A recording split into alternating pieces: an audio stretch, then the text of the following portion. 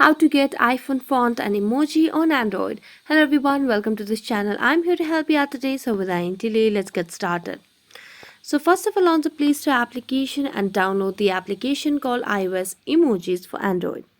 So you need to install this application, and as you can see, I've already installed the application, so I'm going to tap on open. As I tap on open, it will take us to the home page of the application on our device. So you just have to wait for a while and it will start processing the application. So you just have to tap on the skip option and then tap on done.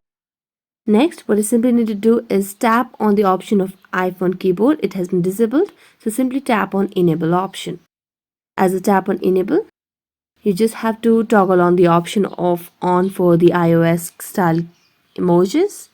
So tap on OK, tap on OK again, go back. So that's it. Thank you so much for watching this video and see you next time.